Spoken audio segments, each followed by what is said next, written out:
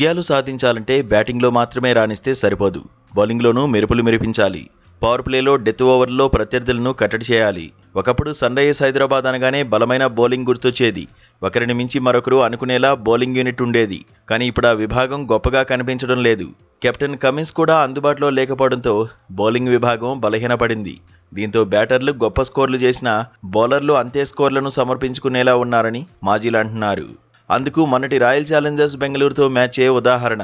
బెంగళూరు ఆతిథ్యం ఇచ్చిన ఈ మ్యాచ్లో సన్ రైజర్స్ హైదరాబాద్ 201 పరుగులకే పరిమితమైంది. ఆ తర్వాత బౌలర్లు ఇంపాక్ట్ చూపించలేకపోయారు. రాయల్ ఛాలెంజర్స్ బెంగళూరు బ్యాటర్స్ను కట్టడి చేయలేకపోయారు.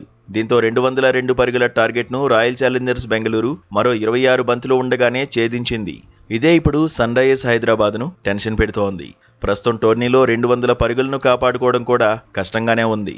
250కి పైగా పరుగులు చేయడంతో పాటు బౌలింగ్లోనూ రాణిస్తేనే విజయంపై ఆశలు పెట్టుకునే పరిస్థితులు ఉంటాయని ఎక్స్పర్ట్స్ అంటున్నారు.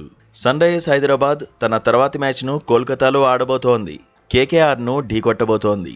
కోల్కతాలో సన్ రైజర్స్ హైదరాబాద్ బోనీ కొట్టాలంటే బ్యాటింగ్తో పాటు బౌలింగ్లోనూ రాణించాలని మాజీలు సూచిస్తున్నారు.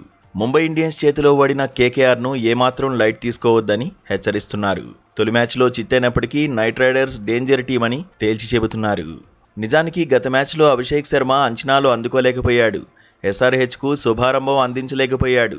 ట్రావిస్ హెడ్ కూడా ఇలా వచ్చి అలా పెవిలియన్ చేరాడు. 11 పరుగులకే పరిమితమయ్యాడు. నితీష్ కుమార్ రెడ్డి దారుణంగా విఫలమయ్యాడు. 4వ స్థానంలో బ్యాటింగ్ చేసిన ఒకే ఒక్క రన్తో నిరాశపరిచాడు. తర్వాతి బ్యాటర్స్పై ఒత్తిడి పెరిగేలా చేశాడు.